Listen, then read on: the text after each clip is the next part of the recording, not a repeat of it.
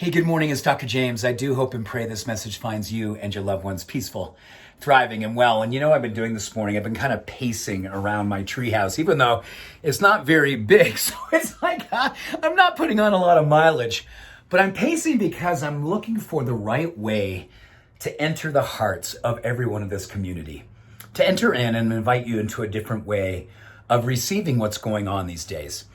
Last night, I made a decision. I was going to really dedicate myself to a new level of fasting, but not fasting from food in the way that so often we think about fasting, but more fasting from fear.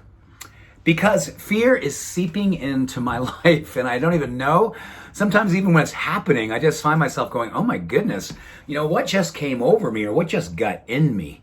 And I know what I love about this gadget, the iPhone or whatever phone it is that you use, or however you're receiving these messages. Man, I am so grateful that this transmission is available to us so we can connect.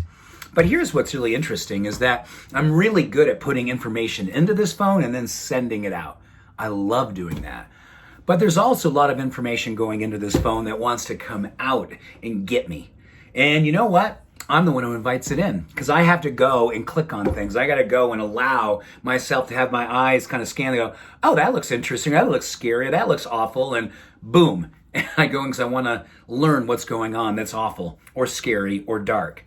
Or do you and I get an opportunity every single day to dedicate ourselves to fasting from fear and filling up on faith? Now, I know that may sound corny to you, but I think our lives depend on it these days. And I pulled up some research that talked about how our ability to choose whether or not we're going to allow ourselves to go into spaces that bring up fear and bring up darkness and bring up anxiety and bring up dark energies that just kind of circulate inside of us. And then we begin to normalize them. Have you been feeling some of that these days? Like, man, I'm just normalizing anxiety. I'm normalizing fear. I'm normalizing a sense of powerlessness. And I want to change that. I want to normalize faith. I want to normalize being at peace.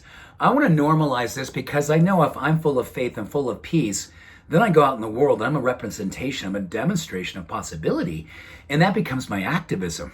During these politically charged times or just times when divisiveness is so strong, we have to build bridges like ever before. And it's scary sometimes. You just don't know whether or not someone's going to receive the bridge.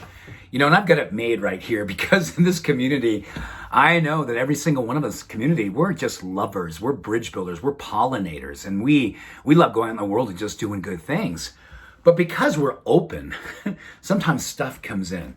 So I want to give you a tool. I want to give you a practice that I believe you're going to love to help support you in making sure that you recognize when the subtleties of fear want to seep in. How do you protect yourself? And most importantly, how do you dedicate yourself to a higher vibration of living? And optimism is a higher vibration of living these days. It's just giving yourself permission to believe in the possible. And equally important, if maybe even not more empowering, is that you are the potentiator of that possibility. You are the possibilitarian. You are the pollinator of making that allowable to come through you, in you, and as you. I was reading some research on people who were studied over the period of 20 years, over different periods of times in their life, when they're going through tough times and good times. But because it was over this time, every single day, looking at people and whether or not they were seeing the world through an optimistic lens, like they felt self-empowered, and what that did for them. And they found out that people who had the highest level of optimism, which I believe is like personal resilience, it's also how you decorate your life, what you allow into your life, and how you go about leading your life. And what they found out is that you have a 30% decrease in risk of dying from all the 5 major causes of death. So you reduce your risk of dying by 30%. Just by having an optimistic outlook. And on top of that, it's very, very interesting. They say systemic inflammation is lowered by the more that we go out in the world or we work within our world of optimism. And here's what's beautiful. The Mayo Clinic said that moderate delusional optimism is a key for fighting inflammation and directly related to decreasing our risk for death prematurely from those 5 major causes of death. And what they believe is that we find a way to channel optimism by one simple practice. And that is by giving yourself a foothold each and every morning to decide how it is that you are going to put in your life, and literally decorating by actually laying out 3 to 5 things that you will do each and every day. I'm going to send a text to so-and-so. I'm going to take a walk. I am going to put clean food in my body. I am going to not click on Facebook for an entire hour or entire day, whatever is reasonable for you. And then as you go through your day and you check those things off, you literally are building optimism.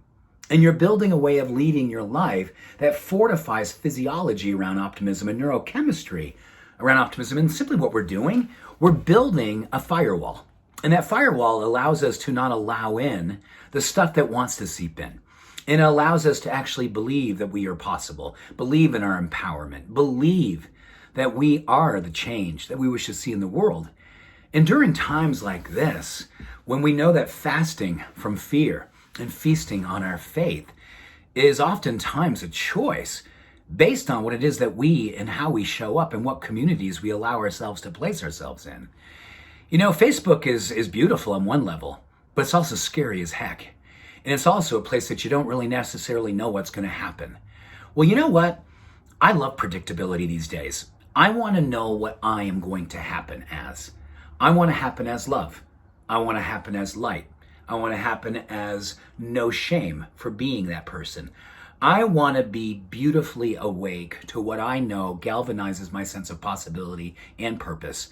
And I lead my life that way. I'm a one-way street, and I keep myself moving in a positive momentum of optimism, and I choose to be that way. It's not in denial. It's actually a way of leading your life that fortifies a way of loving your life and allowing yourself to be what you would love to express in your life. You know, activism is beautiful, and it doesn't necessarily mean that you have to be in the trenches fighting every single day. You can actually be in the elevated state and still be changing yourself every day. And the beautiful thing is, we know that people who see hope demonstrated and displayed, they're the ones who actually want to follow when they look for that. So, you get a chance to be a leader through your optimism. You get a chance to be a lover through your light. You get a chance to be a fortifier through your demonstration. So with that, I wish you much love and blessings on your journey. And know that I stand with you. I'm an optimist, and every now and then I need to feast on that idea. And every now and then I need to fast from that being diminished by anything less than the truth of who I want to be and how I want to be. So with that, here's to feasting on our faith. Much love, every blessing to you. Bye for now.